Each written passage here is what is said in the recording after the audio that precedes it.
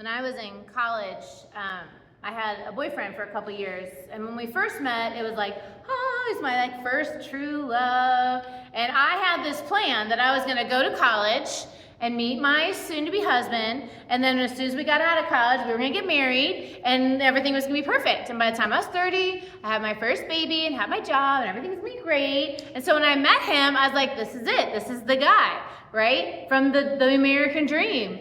And the first year was awesome, so we moved in together, which I don't recommend, and it's because then things started to fall apart.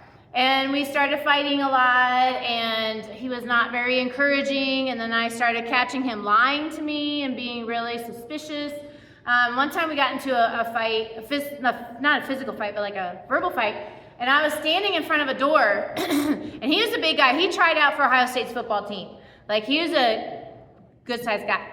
And he punched the door right next to my face. And I was like, oh. But I didn't want to leave the relationship because I thought this is the one.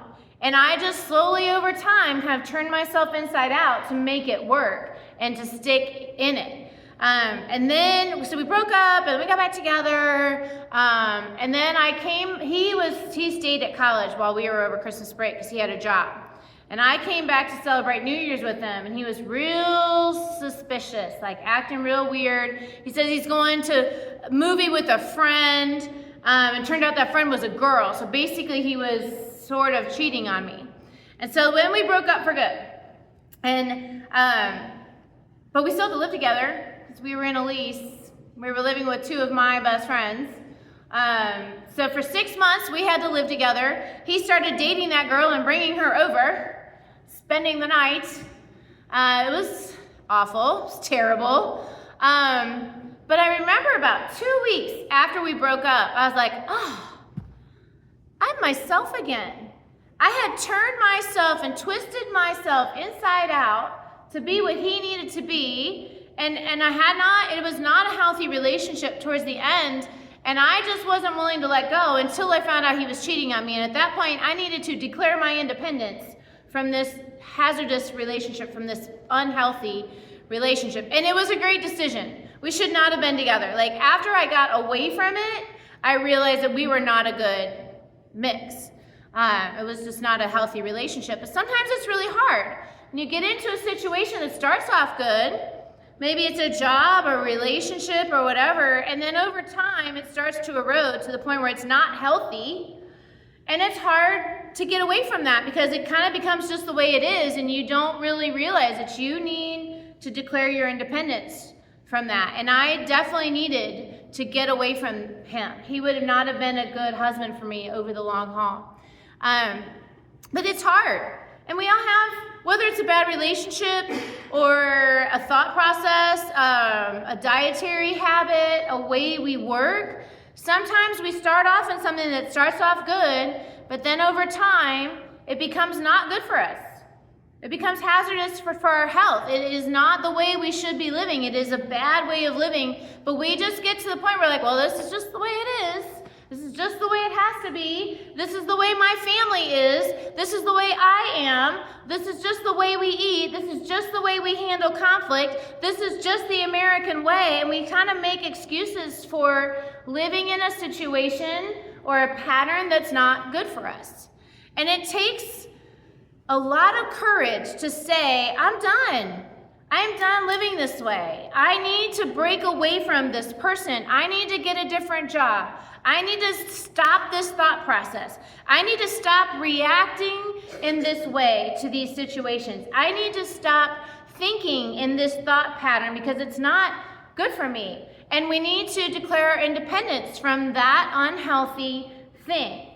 And so this summer, I've been thinking about how there's this really cool pattern of how our founding fathers saw that the way they were living was not good for them. They knew that the British control was not healthy for them. It was not allowing them the freedoms that they felt that all mankind should have. And so they finally stood up and said, that's it. I'm not doing this anymore. I'm not going to let you treat me this way anymore. And so I've been thinking about how the founding fathers of our faith and our founding fathers of our country have these things in common, and especially because this is the 250th anniversary of America, it seems really appropriate to do this series on the founding fathers. And of course, if I'm going to talk about founding fathers of our country, I have to start with George Washington. I mean, if I said to anyone in America who was the founding father of America, most people would say George Washington. You know, he was the general who helped us win the battles. He was first president. Did you know, fun fact, George Washington and I share a birthday. Super easy for me to remember his birthday. We were both born on February 22nd. Netflix has come out with some really cool docuseries on different presidents, and they did one on him. So I listened to it. I could have done this entire series just on George Washington. I did not realize how cool he was. Like, how amazing he was. And as I'm listening, I'm like, I could do a message on that, and I could do a message on that, and I could do a message on that. But I did want to spread it around. So I'm only going to talk about George today.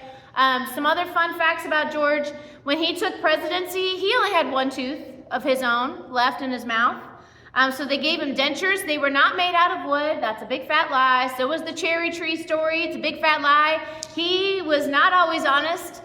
He basically started the 7-Year War because he attacked a diplomatic party, and then he kind of like tried to like twist it, like, oh, I didn't know, and like they were doing this, and like, so he did some shady stuff, and he was not always successful in battle, but he felt very strongly that the American colonists needed to declare independence because he tried to earn his way up in the ranks as a general, and then that didn't work, so he tried to earn his way as a farmer, and even though he and his wife had a ton of land, and they were making money, and they were still broke and in debt because the system that the crown had set up made it so the colonists could not get ahead. They just couldn't. They had to send all their goods to England, and then England would just send back whatever they felt they wanted to send to you. And so they were like, we're done. This is not healthy for us. It is not healthy for me to work my butt off and still have to stress out about money. This is not the way it should be. And so he's like, that's it. He and a group of his friends, and I think it's a miracle that God put together all these men and women had different things that I really think we needed all of that together in order for the revolution to happen. And so George was like, that's it. We're declaring independence. And he joined the Continental Army, and he helped lead that battle. And the more I read about that, I was like, it is a miracle that this country broke free. I mean, think about it. We have this ragtag group of farmers, basically, who were not trained, who they didn't have money. The soldiers they would sign up for a 2-year stint, work 7 years, and not get paid until the very end of that. So for 7 years, they were not getting paid. They were eating rotten food because there wasn't enough food. Like when Washington crossed that Delaware on that fateful Christmas night, they were barefoot men in a blizzard.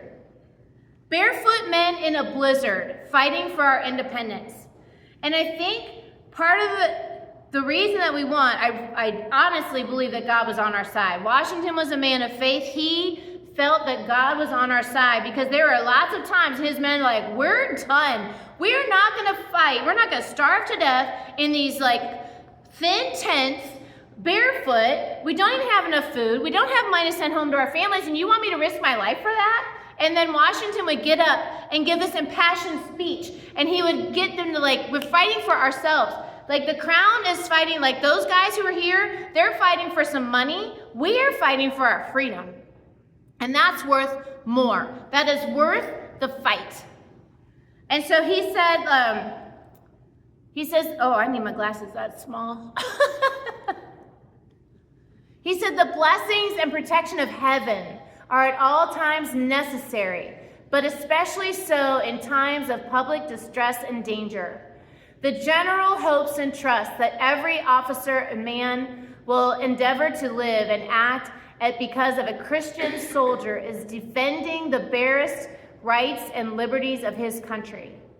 I found that picture because the picture we all know of him, he's wearing those ill-fitted dentures. Also a fun fact, sometimes he would pay his enslaved people for their healthy teeth to put in his dentures. But that like look he had is because his dentures didn't fit. So I tried to find a picture of him where he didn't look like he was wearing his ill-fitted dentures. But he was a man of faith, and he's like, look, we've got to stand up to this tyrant. Because King George was a tyrant. He was taxing the colonists. He was not allowing them to be represented in Parliament. He thought of them as his serfs, almost like his slaves, to just do his bidding. And he didn't seem to really care that much about them or their rights or how they felt. And Washington's like, I'm done. I am not going to put up with this anymore. So they fought. And they fought, and it was hard. I mean, Washington, he didn't go stay in a nice cabin while his men were freezing. He stayed in a tent too. He ate what they ate. He lived where they lived. He would go out and bring congressmen back. He's like, look at my men. They are barefoot in the snow. They're eating rotten potatoes, and you don't want to give them any money? He was fighting on all fronts. He was fighting his men who wanted to mutiny. He was fighting the British, who were way better trained, better equipped, and then fighting Congress to help fund and pay for all this. And yet he held it all together. And I wondered to myself, how did he do it? And the only thing I could figure is his faith. Because what else would be strong enough to make a man go through that much? It was his faith for a better thing for his country. He wanted to build something that was better for the people who would come after him. He himself had no children. So it's not like he was even building it for his children. He had some stepchildren, but he himself never had kids. He was building something so that the people of the United States could have a firm foundation to stand on. And I think he had to have been inspired by some of the founders of our Christian faith, and that makes me think about Abraham.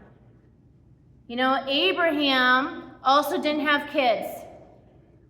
Also was just kind of getting by in the desert. And then God comes to him one day and God says, Abram, I need you to leave your native country, your relatives, your father's family, and go to the land I will show you. And I will make you a great nation. I will bless you. I'm going to make you famous. You're going to be blessing to others. I'm going to bless those who bless you and curse those who curse you. And all the families on earth will be blessed through you. And so Abram departed, as the Lord had instructed, and Lot went with him. And Abram was 75 years old when he left Haran. Here's this fatherless man who said, God is telling me to declare independence from my family. It was a big deal to leave your family, because back then, it was kind of like the Wild West. There were little groups of people who were trying to claim territories, and they would fight you tooth and nail for that. And so God's like, I need you to go that way. I'm not going to give you a map. I'm not going to tell you where. Just go that way and turn right when I say turn right and turn left when I turn left. But don't worry, it's going to be great, because I'm going to make you a great nation. Here's a man who's 75, whose wife is 75-ish. And I don't know if you know about women. They don't usually have babies at 75. And he's like, you're going to go and be a great nation. And Abraham did it. He had no guarantees. It had to have seemed impossible. How am I, when my old wife, going to be the father of a nation? Where are we going to go? How's it going to go? What if we get opposed? Those other people are going to try to fight us because they're not going to leave their land. And God's like, it's cool, I got you. And I can't help but think that that's what George was thinking. I can't help but think that George read the story in Genesis and thought the same thing. I'm telling you, George, to declare independence from these tyrants, to go and to fight, and you will see a victory, because I'm going to be with you. And there are areas in our lives where we need to go. We need to leave what is comfortable but bad for us. We need to leave the bad relationship. We need to leave the job that is not good for us. We need to leave the thought process or the health habits that are not good for us. And we need to declare our independence and go with no guarantees except that God is with you. That's how we get free. We get free from the things that are holding us down, the things that are oppressing us, when we have the courage to go where there are no guarantees, but trust that God is with us. In the book of Hebrews, which happens way after, this is after Jesus. Okay, so there's like 2,000 years or some between Abraham and Jesus, and this is probably, I don't know, another 60 to 100 years later. They're still talking about Abraham and his faith. Hebrews 11 says, faith shows the reality of what we hope for. It is the evidence of the things we cannot see. I hoped for a better relationship, and so I broke free, and in faith I stepped away from an unhealthy relationship. George Washington wanted to be free from the oppression of the crown, and so his faith, his hope, his belief in God helped him to see a country that is still standing 250 years later. Abram at the time, Abraham we know him as, he left the comfort of his home, he declared independence, and he went where God told him to go because he hoped for and believed in something he could not see. It says, through their faith, the book of Hebrews 11 talks about a bunch of fathers of faith in the Christian faith. Through his faith, the people of the days of old earned a good reputation. It is by faith that Abraham obeyed when God called him to leave and go to another land that God would give him as in his inheritance. He went without knowing where he was going. And even when he reached that land, he lived there by faith, for he was a foreigner living in tents. Abraham left his family and went and lived in a tent and camped for the rest of his life in the desert. That sounds terrible. Sand in all your food. And he did that because he knew that God was creating a foundation of freedom and hope. God was setting him and his family aside so they could have a better life, so they could have a life with God in it. And he says, and so to Isaac, that was Abram's kid that God gave him, and Jacob, which is his son. And he says, those who inherit the same promise. For Abraham was confidently looking forward to a city with eternal foundations, a city designed and built by God. And I think George Washington was looking forward confidently to a country with eternal foundations, a country designed and built by God. And so a whole nation came from this one man who was as good as dead, Abram, because remember, he's 75 and so was his wife. A nation with so many people that like stars in the skies and sand in the seashore, there is no way to count them. You guys, the Christian faith, the Muslim faith, and the Jewish faith all trace back to one man who was willing to leave his family. And now there's something like 3 billion people in the world who believe in that father of faith. America has 350 million people because people like George Washington were willing to declare independence and walk in faith with God to an uncertain future. And you know what? All these people died believing that what God had promised them. They did not receive all that they had promised, but they saw it from a distance and welcomed it. All these people earned a good reputation because of their faith, yet none of them received all that God had promised. Abraham, when he died, he had 1 son and 2 grandsons. And he's like, well, that's going to become a nation. Because I don't think he was around when Jacob had all his 12 kids. I don't remember the full lineage. You remember, Greg? I don't remember. But anyways, basically, when he died, he basically had 3 descendants, and that was going to become a nation. And he's like, all right, God, I'm just going to trust you. I don't see it all. We're still living in tents, but I'm trusting you, Lord. I'm trusting you that you are creating a foundation for our people. And George Washington, when he died, that was pre-Civil War. We were still a hot mess as a country. But he believed that we could be something strong. And so, what is God leading you to? What in your life is God asking you to declare independence from? Is it a bad relationship? Is it a work situation that's just not good for you? Is it a thought process? Is it a habit that keeps you from having time and having a good relationship with God? Is it a overbooked calendar? Is it whatever? Do you get stressed out and anxious and depressed? What is it in your life that is holding you back and keeping you down that you need to declare independence from? Whatever that is, you need to take it to God and ask God if he is willing to walk with you as you declare independence from that Will he be with you to walk you to a new promised land, into a new place? Because when we allow God to lead us, it's scary. It was scary for George Washington. It was scary for Abraham. Leaving all that you know, going up against the crown, that was scary. George knew that this war would either end in his independence or his hanging. Because if they caught him and they lost the war, they wouldn't have pardoned him. He knew it was all or nothing. Abram knew if he left, it was like, oh, this is hard, I'm going home. God would have been like, all right, see you, bye. What is it that God is leading you to something better? Talk to him this week about that. I dare you to identify one area where you've been stuck.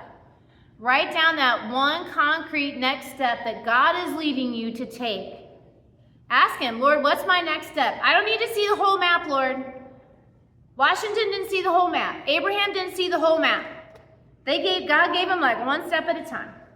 What's my one next step? You can read Hebrews 11 that talks about all the fathers of the Christian faith. And then share your next step with a trusted friend or family member so that you can't go back on it. Because you say, I'm going to do this. If they see you do it again, they're like, I thought you were going to stop doing that. Oh, well. So ask them to pray for you. Ask them to support you on this journey. Share it with them so that when you get free, they can be like, dang, that's awesome. I want that too.